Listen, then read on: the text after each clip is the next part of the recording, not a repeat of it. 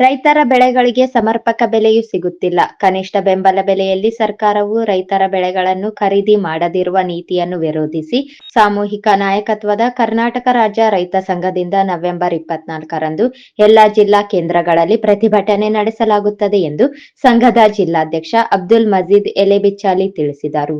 ನಗರದ ಪತ್ರಿಕಾ ಭವನದಲ್ಲಿ ಕರೆದ ಪತ್ರಿಕಾಗೋಷ್ಠಿಯಲ್ಲಿ ಮಾತನಾಡಿದ ಅವರು, ಭತ್ತ, ಮೆಕ್ಕೆಜೋಳ, ಹತ್ತಿ ಸೇರಿದಂತೆ ವಿವಿಧ ಬೆಳೆಗಳ ಬೆಲೆ ಕುಸಿತವಾಗಿದ್ದು, ಖರೀದಿ ಕೇಂದ್ರ ಪ್ರಾರಂಭಿಸುವುದಾಗಿ ಹೇಳುತ್ತಿರುವ ಸರ್ಕಾರ ಅದನ್ನು ಕಾರ್ಯರೂಪಕ್ಕೆ ತರುವಲ್ಲಿ ವಿಳಂಬ ಮಾಡುತ್ತಿದೆ.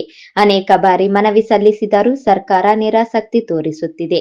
ಖರೀದಿ ಕೇಂದ್ರ ಪ್ರಾರಂಭಿಸಿದರೂ 10 ಷರತ್ತುಗಳನ್ನು ಹಾಕಿ ಖರೀದಿ ಮಾಡಲು ನಿರಾಕರಿಸಲಾಗುತ್ತದೆ.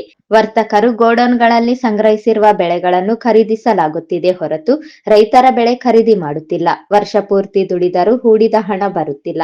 ಹೀಗಾಗಿ ಕೇಂದ್ರ ಮತ್ತು ರಾಜ್ಯ ಸರ್ಕಾರಗಳು ರೈತ ವಿರೋಧಿ ನೀತಿ ಖಂಡಿಸಿ ನವೆಂಬರ್ 24ರಂದು ಹಳೆಯ ಡಿಸಿ ಕಚೇರಿ ಬಳಿ ಪ್ರತಿಭಟನೆ ನಡೆಯಲಿದ್ದು, ರೈತರು ಹೆಚ್ಚಿನ ಸಂಖ್ಯೆಯಲ್ಲಿ ಭಾಗವಹಿಸುವಂತೆ ಮನವಿ ಮಾಡಿದರು. ರಾಜ್ಯ ಮಟ್ಟದಲ್ಲಿ ಸಾಮೂಹಿಕ ನಾಯಕತ್ವದಲ್ಲಿ ಕರ್ನಾಟಕ ರಾಜ್ಯ ರೈತ ಸಂಘ ಮತ್ತು ಹಸಿರು ಸೇನೆ ವತಿಯಿಂದ ಹೋರಾಟವನ್ನು ನಾವು ಹಮ್ಮಿಕೊಳ್ಳಲಾಗಿದೆ.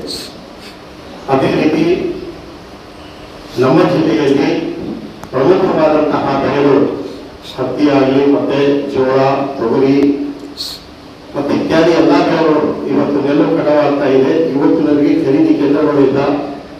ಮತ್ತೆ ಸರ್ಕಾರಕ್ಕೆ ಎಷ್ಟೋ ಸಲ ನಾವು ಸರ್ಕಾರಕ್ಕೆ ಮುಂದೆ ಖರೀದಿ ಕೇಂದ್ರಗಳನ್ನು ಸ್ಥಾಪನೆ ಮಾಡಿ ಅಂತಂದಾಗ ಅವರು ಎಲ್ಲಾ ಬೆಳೆ ಮುಗಿದ ಮೇಲೆ ನಮ್ಮಲ್ಲಿ ಬೆಳೆ ಬೆಳೆಸಿದಂತಹ ನಮ್ಮ ಧಾನ್ಯ ದೋಷಗಳನ್ನು ಮುಗಿದ ಮೇಲೆ ಅವರು ಖರೀದಿ ಕೇಂದ್ರಗಳನ್ನು ಸ್ಥಾಪನೆ ಮಾಡ್ತಾರೆ. ಅವಾಗ ಆ ರೈತರು ನಾವು ಮಾರಾಟ ಮಾಡುವಾಗ ಅಗ್ಗ ದರದಲ್ಲಿ ಖರೀದಿ ಮಾಡಿ ಆಮೇಲೆ ಗೋಡೌನ್ಗಳು ತುಂಬಿದ ನಂತರ ವ್ಯಾಪಾರಸ್ಥರು ಮತ್ತೆ ಅದಕ್ಕೆ ಖರೀದಿ ಕೇಂದ್ರಕ್ಕೆ ಮಾರಾಟ. ಯಾಕಂದ್ರೆ ನಮ್ಮಲ್ಲಿ ಬೆಳೆ ಇರಂಗಿಲ್ಲ, ನಾವು ಇಟ್ಕೊಳ್ಳಲಿಕ್ಕೆ ನಮ್ಮ ಮನೆಯಿಂದ ಏನಿಲ್ಲ, ಆ ಪರಿಸ್ಥಿತಿ ಇವತ್ತು ರೈತರದ್ದು ಬಂದಿದೆ. ಈಗ ಹಿಂದಿನ ಇವತ್ತು ಸ್ವಲ್ಪ ಉದಾಹರಣೆ ನಾನು ಹೇಳ್ತಾ ಇದ್ದೇನೆ. 2009ರಲ್ಲಿ ಹತ್ತಿ ಬೆಲೆ ಏನಿತ್ತು, ಕನಿಷ್ಠ 14,000, 13,000, 14,000 ಬೆಲೆ ಇತ್ತು. ಇವತ್ತು ಸರ್ಕಾರ ಖರೀದಿ ಮಾಡ್ತಾ ಇದೆ, CCIನಿಂದ ಖರೀದಿ ಮಾಡ್ತಾ ಇದೆ ಅಂತಂದ್ರು 7,000 ಚೀಲದಿಂದ 2,000 ರೂಪಾಯಿ ಖರೀದಿ ಮಾಡ್ತಾ ಇದೆ. ಇವತ್ತು ಎಷ್ಟು ಅನ್ಯಾಯ ಆಗಿದೆ ನಮಗೆ. ಇದನ್ನ ಸರಿಪಡಿಸುವಂಥದ್ದು ಸರ್ಕಾರ ಕೆಲಸ ಆಗಿತ್ತು. ಅದೇ ರಾಜಕಾರಣಿಗಳು ಎಲೆಕ್ಷನ್ ಬಂದಾಗ ರೈತರ ಹತ್ರ ಬಂದು ಹಳ್ಳಿಗಳಲ್ಲಿ ರೈತರೇ ನಮ್ಮ ದೇಶದ ಬೆನ್ನೆಲುಬು ಅಂತ ಹೇಳ್ತಾರೆ. ಆದ್ರೆ ಇವತ್ತು ದೇಶದ ರೈತರ ಬೆನ್ನೆಲುಬನ್ನೇ ಮುರಿದು ಬಿಟ್ಟಿರಲ್ಲ ಇವರು. ಆಮೇಲೆ ಎಲ್ಲಾ ಖರೀದಿ ಕಾಯಿ ಪಲ್ಯದಿಂದ ಹಿಡ್ಕೊಂಡು ಎಲ್ಲಾ ಖರೀದಿ ಮಾಡುವಂಥವ್ರು ನಾವು ಆಲೋಚನೆ ಮಾಡುವಾಗ ಅವ್ರ ಮನೆಗಳು ನೋಡಿದಾಗ 3-4 ಅಂತಸ್ತು ಮನೆಗಳು ಕಟ್ಕೊಂಡಿದ್ದಾರೆ. ಅವ್ರ ಹೆಣ್ಣು ಮಕ್ಕಳನ್ನ AC-ಯಲ್ಲಿ ಇಟ್ಟಿದ್ದಾರೆ. 6 ತಿಂಗಳ 1 ವರ್ಷ ಕಷ್ಟಪಟ್ಟು ದುಡಿದಂಥವರು ನಾವು ಇವತ್ತು ಆಶ್ರಯ ಮನೆಗಳಲ್ಲಿ ಆಶ್ರಯ ಪಡುವಂತ ಪರಿಸ್ಥಿತಿಯನ್ನು ಹೊಂದಿದ್ದಾರೆ. ಇದಕ್ಕೆ ಕಾರಣ ಯಾರು? ಇದಕ್ಕೆ ಸರ್ಕಾರಗಳು, ಕೇಂದ್ರ ಸರ್ಕಾರ ಆಗಲಿ ರಾಜ್ಯ ಸರ್ಕಾರ ಆಗಲಿ, ಇವರು ರೈತರಿಗೆ ಒಂದು ಬೆಂಬಲ ಬೆಲೆ ಕೊಡ್ತೀವಂತ ಹೇಳ್ತಾರೆ ಅಷ್ಟೇ, ಆದ್ರೆ ಬೆಂಬಲ ಬೆಲೆ ಕೊಡ್ತಾ ಇಲ್ಲ. ಖರೀದಿ ಕೇಂದ್ರಗಳನ್ನು ಸ್ಥಾಪನೆ ಮಾಡ್ತಾ ಇಲ್ಲ. ಆಮೇಲೆ ಇದು ನಮಗೆ ಖರೀದಿ ಮಾಡುವಂತಹ ಪ್ರತಿಯೊಂದು ಇವತ್ತು ಗೊಬ್ಬರದಿಂದ, ರಾಸಾಯನಿಕ ಗೊಬ್ಬರದಿಂದ ಹಿಡಿದುಕೊಂಡು, ಔಷಧಿಯಿಂದ ಹಿಡಿದುಕೊಂಡು, ಕೀಟನಾಶಕ ಎಲ್ಲಾ ದುಬಾರಿ ಬೆಲೆಗಳನ್ನು ಹಾಕ್ಬಿಟ್ಟು ಮತ್ತೆ ರೈತರು ಬೆಳೆಸುವಂತಹ ಮಾಲಿಗೆ ಯಾಕೆ ಬೆಲೆ ಕೊಡಬಾರ್ದು? ಇವತ್ತು ಉಳ್ಳಾಗಡ್ಡೆ ತಗೊಳ್ಳಿ, ನೀವು ಈರುಳ್ಳಿ ತಗೊಳ್ಳಿ, ಎಷ್ಟೋ ಜನ ರೋಡಿ ಹಾಕೊಂಡು ಹೋರಾಟ ಮಾಡೋದು.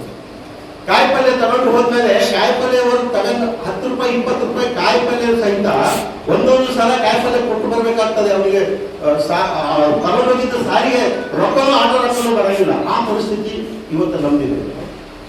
ಮಾರಾಟ ಮಾಡುವಾಗ ರೈತರನ್ನ ಕೊಲೆ ಮಾಡ್ತಾ ಇದ್ದಾರೆ.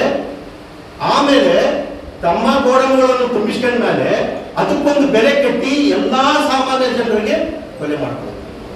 ಇದಕ್ಕ ಕಾರಣ ಯಾರು? ಇದಕ್ಕೆ ನಮ್ಮ ರಾಜ್ಯ ಸರ್ಕಾರ ಮತ್ತು ಕೇಂದ್ರ ಸರ್ಕಾರ.